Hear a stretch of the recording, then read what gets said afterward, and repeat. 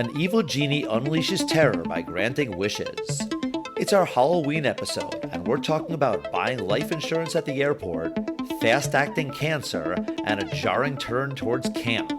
Then we see if 1997's Wishmaster stands the test of time.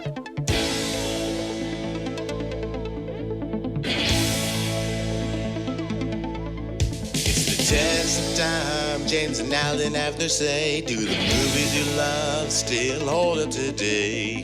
James says gladiator with a glut.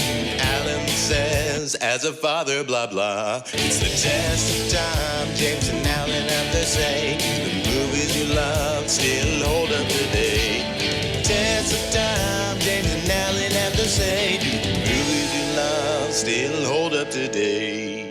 Hello everyone, and welcome to the fourth and final of our 2024 Spooktober movie reviews at the Test of Time. I'm James Brief, and joining me as always is Alan Noah. How are you, Al? I'm disappointed you didn't call yourself James Boo Reef. It's been 8 years. I guess maybe the joke's overplayed. Hey, Al.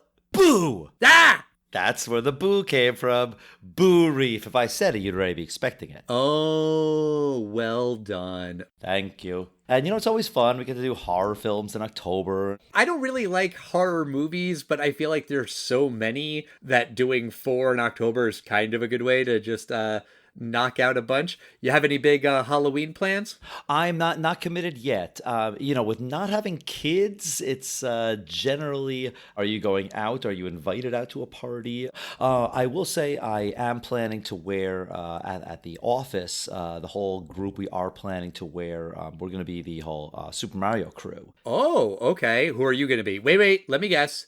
Luigi. Yes. And do you know why I'm going to be Luigi? Do you know why Luigi is my favorite character? Yes, of course I do. We're friends for many, many, many years. You like Luigi because you are a little brother. Little brothers tend to like Luigi. Older brothers tend to like Mario. Right. We're at least in our microgeneration of that late Gen X, early millennials, because that was in the Nintendo era, Super Nintendo era, when generally consoles were only 2 players, and you could pick either, are you going to play as Mario or Luigi? So your brother got to play as first player Mario, and you got to tag along the second player Luigi. Right. Which made sense also because you wanted the better player to go first.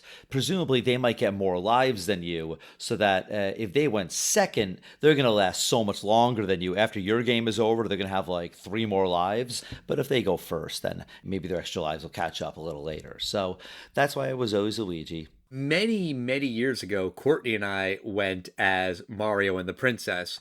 But Courtney was Mario and I was the princess, which makes perfectly logical sense because, as everyone knows, the princess is taller. So I kind of had to be the princess. I was proud of that costume. I thought we really kind of nailed it. I'll see if I can find a picture if I never showed one to you. I don't remember that costume, but it sounds like you. It was great. So let's get into Wishmaster. This movie is about an ancient evil djinn, which is another word for an evil genie, who is trapped in a gem thousands of years ago. When the gem is found in modern-day America, the djinn is released. In order to gain his full powers, he grants wishes to those he encounters, but he twists innocent wishes into acts with horrifying consequences. If Alexandra, the woman who unleashed the djinn, makes 3 wishes, then the djinn will become all-powerful and take over the world. Will the evil genie win out, or will Alex outwit the djinn?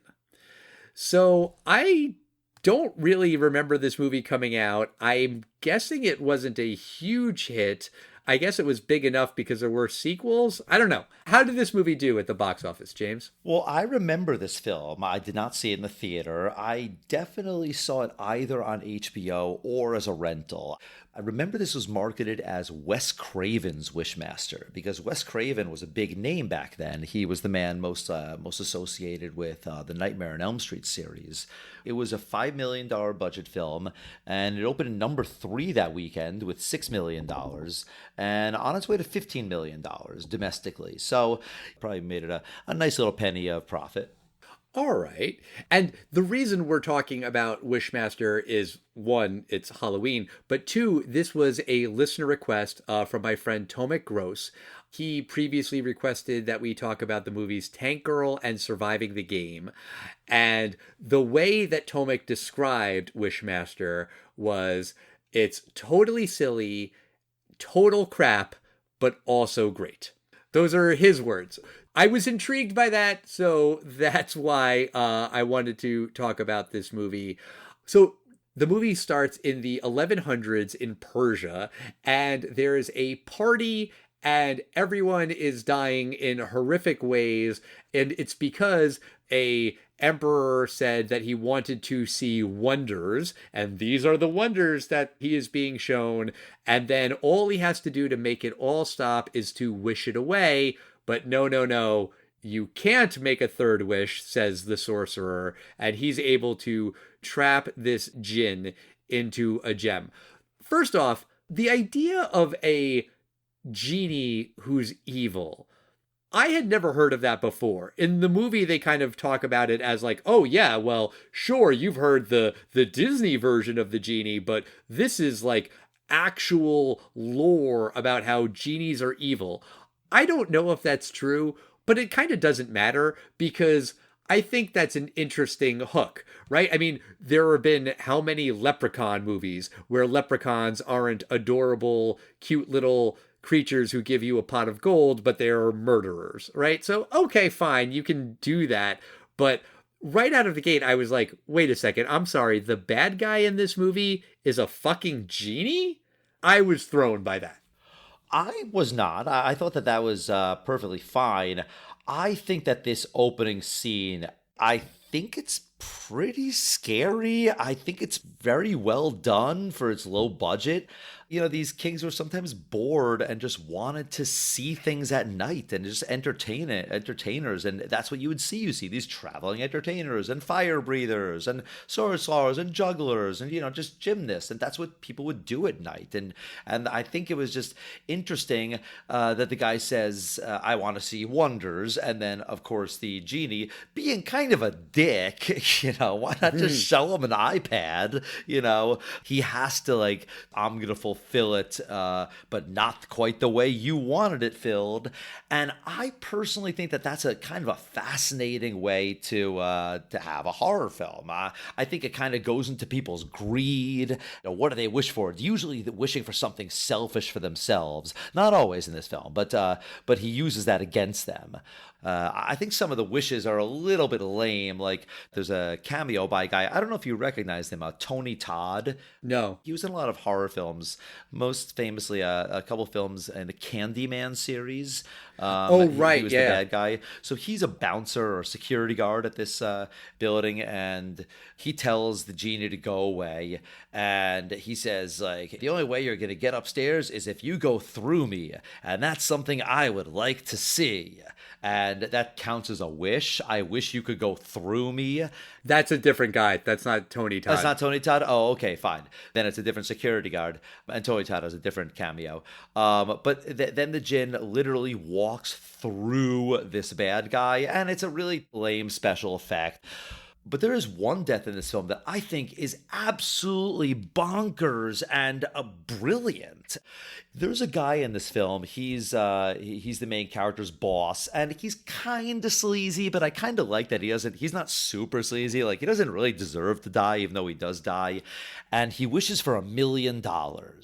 And all of a sudden, the movie cuts to this scene with this sweet old lady in an airport, and she's buying a ticket. The lady's like, oh, by the way, while you buy a ticket, why don't you buy some life insurance? Which is, I don't know if people still do that, but it is something you definitely used to do back in the day. It is a real thing. Yes, it's a real thing people used to do. When you would buy a ticket at the airport, they would say, who do you want to get a payout if your plane crashes? If I had to guess, this is something that the screenwriter, probably in their 40s or 50s when this film is being made, so they are born in the 50s or 60s. I think back in the day, this is something that they did. I mean, they certainly don't do it anymore, and I don't think it was prevalent in 1997. However, this is probably something that like the travel agency would tack on because they got a little kickback to it too. That's crazy. The guy wishes for $1 million, and it cuts to a scene of this sweet old lady buying a ticket, and she just happens to buy $1 million life insurance policy, and she mentions, my son has a very famous auction house in California or whatever, which is the auction house that the boss guy owns, and then you see the plane crash. That's a fucking cool way to fuck with that guy. That, to me, was cool. In that, like, you wanted $1 million? No, it's not something horrific that's going to happen to you. In fact, go enjoy your $1 million, but your mother died for that. And I think that was fantastic. And unfortunately, not enough of the wishes are in that realm, because it really showed me, holy shit, this film has potential to have some really fucking cool ideas. Yeah, it does have that potential, but I don't think it lives up to that potential. Exactly. Because I think that someone's greed combined with someone's like, are you sure that's what you want? You want to live forever? What does he do? He turns her into a mannequin. They can maybe even have her flash forward to like, it's the year 38,000 and the cities are dead and she's still walking around as a beautiful 24-year-old. That's kind of cool. But no, she's a mannequin. Yeah, that one is uninspired. I think one of the first ones is when there's a homeless man who hates the pharmacist because the pharmacist doesn't let him ask people for money outside the store. And so the homeless man wishes for the pharmacist to get cancer. And then the pharmacist's face melts in seconds. Like, what the fuck kind of cancer is this? I mean, the thing about cancer that it's kind of famous for is that it often slowly kills you and eats you alive from the inside. This just happens in seconds, which I understand from the movie point of view of you want to see the guy die quickly, but then why wish for cancer?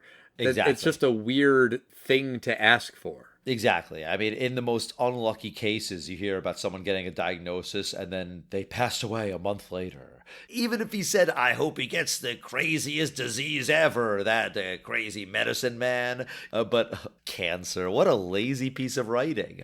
Well, speaking of lazy writing, one of the main things that really bothered me about this movie is that the people who make a wish, and I'm making big exaggerated air quotes when I say that, oftentimes they don't make a wish.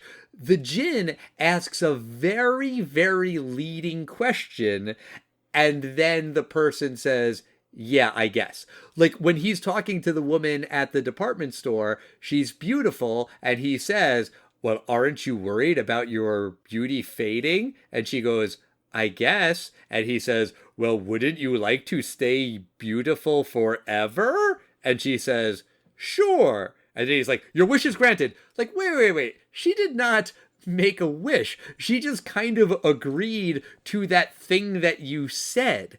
If I'm remembering Aladdin right, doesn't the genie say you have to specifically say, I wish, and then make your wish? Like, I can appreciate you don't want to get too hung up on semantics and logistics of how these things work, but it really seems like some of these quote unquote wishes are not fucking wishes at all. I do agree that, yeah, they're not really wishes. They're more of, my sentence is in the affirmative stance. Would you like to be younger? I mean, who wouldn't? There you go. Your wish is granted. In Aladdin, he doesn't specifically have to wish it. He just has to want it, because Aladdin's second wish, he doesn't actually wish that he gets taken out of the water, but the genie just, I assume you said it. All right. But I agree with you completely. But the first death in the film, I think it's a pretty cool death, because it's the accident that releases releases the genie from this jewel. It explodes and it mortally wounds one of the other lab workers, which is the main protagonist's kind of love interest, but he's mortally wounded and in terrible, terrible pain. But the genie says, "Do you wish for me to end your suffering? Tell me you wish for the suffering to end." And he does, and therefore he kills him. When the djinn is assuming the identity of Wendy, the professor who, explains a lot of the history of the djinn to Alex, she, I don't know which pronoun to use for a djinn, but she says, "Are you hungry? Is there anything I can get you?" And then Alex is like, "No, I'm fine. I'm not hungry." But I mean, if she had said, "Sure, I'll take a snack," does that count as a wish? I mean, come the fuck on. That is bullshit. That is stupid.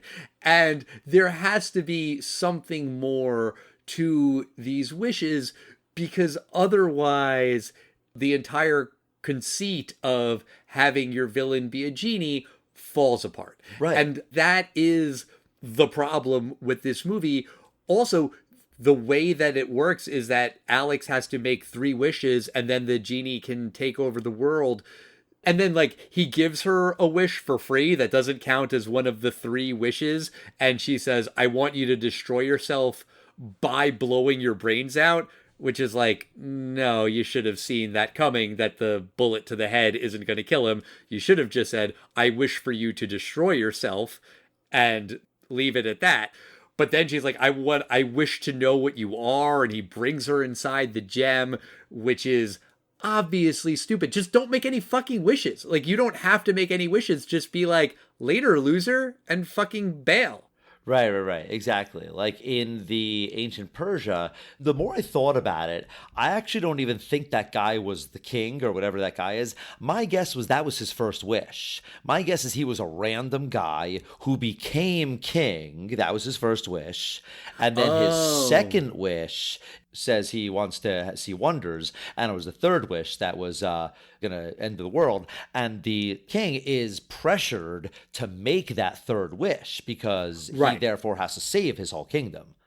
It's interesting you say that, because the movie starts with, "For my second wish, show me wonders," and then it just gets right into the bloodshed. So we don't know what that first wish is. You very well might be right, but I think that for Alex, who knows the rules that she has to make 3 wishes in order for the jinns to take over the world, just don't ever make the first wish, because then you might have to use a second wish, and then you're fucked if you ever have to use a third. So just don't do any wishes that you don't have to, and she doesn't have to. She could just leave.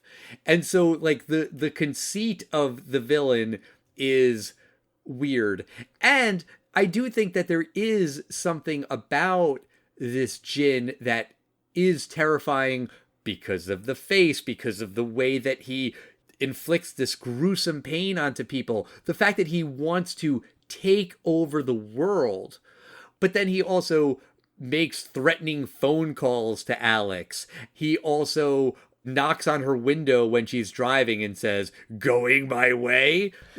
Now you're just a crappy B-movie bad guy, which is what he is, but now all of a sudden you're a joke. When he starts doing that shit, he is being silly, and you don't take him seriously as an actual threat. And I feel like the movie kind of struggled with its tone in terms of horror versus camp, and I think those two things can exist at the same time. The movie was, I think, trying to be more straight horror, but then in the third act it was just what if we tried camp now? And it felt like a jarring turn. I didn't mind necessarily the camp. I just thought that it could have just been better wishes. The wish at the end, the third wish, which basically is the climax, and she basically says, "I wish none of this ever happened." Right. I remember watching Wishmaster 2, Evil Never Dies, and it's the exact same thing that happens at the end. It's some girl at the end says, "I wish what happened in the very first scene," which leads to the djinn getting released. "I wish that never happened," and it reverses it again. It's logical. It's just so fucking easy to have done that. Right. Like, duh.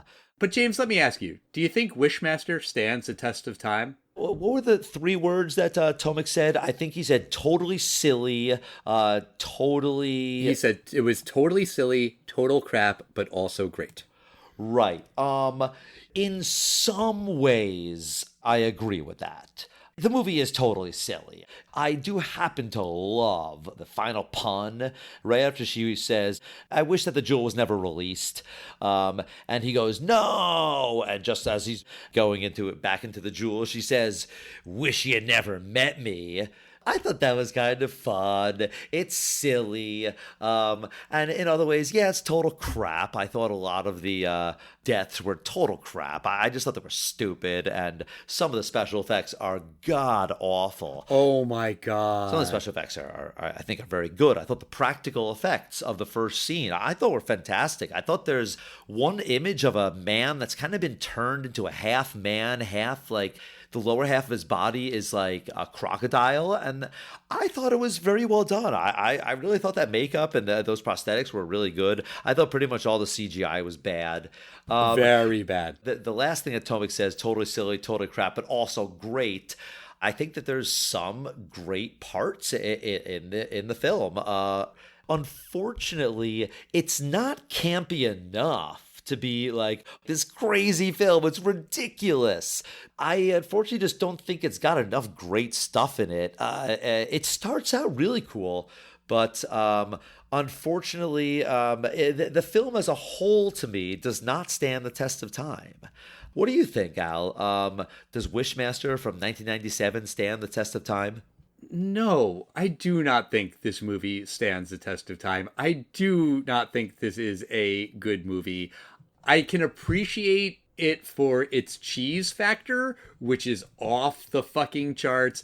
I see what they were going for with the bookend party scenes, which is really just an excuse for creativity, really, thinking about what's a horrible way to kill somebody that we can put in our movie and then going for it. People turning to glass, people having bugs come out of them, a guy getting decapitated by piano wire, which was a cameo from the movie's director, Robert Kurtzman, by the way. I think that's where the screenwriter really had a good time and really just got to think of crazy shit and then put it on the screen. And that's neat. But really, the plot is so fucking thin. It doesn't make any sense. It really doesn't stand up to any scrutiny. And it's not supposed to. I don't think that's the point. I think it's just to be, hey, there's a genie, but he's evil, and he kills people, but with wishes. He twists the wishes around to make them awful and horrific. It is an interesting idea. There's a concept there that I think could work with better writing. Exactly. Quite frankly. You know what it is? The box that you're putting yourself in as a screenwriter when you say that the way the villain gets his kills is through wishes, that's a tough box to put yourself in.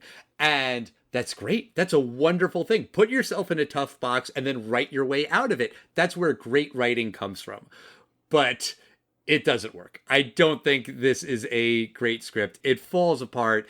And if you just want to put on something that is silly and off the wall, then sure. But I don't think this is a good movie, and I don't think it stands the test of time.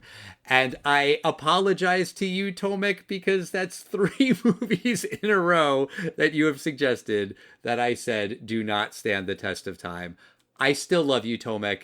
Tomek texted me earlier today, and he told me he was looking forward to this episode. I feel really guilty. He did also say that he might want to come and join us for a future episode.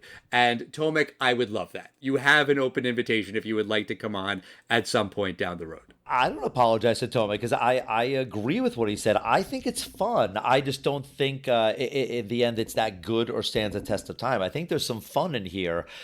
I wish it was a little more cerebral, like the lady dying in the airport, because I think that it's a fascinating thing about wishing for something that wasn't meant to be, just has consequences.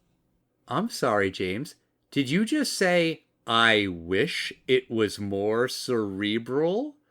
Oh, now your brain's going to explode. Your head explodes. Well, what if she had said, I wish this was a better movie? Then suddenly everything would be changed. And, that could be incredibly meta. I guess. Well, that wraps up our spooky season of scary movies in October. But next week, we've got something else that's kind of scary on the horizon. For Election Day, we're going to be talking about Idiocracy with returning special guest Mike Kahn. Why are we talking about Idiocracy because of the election?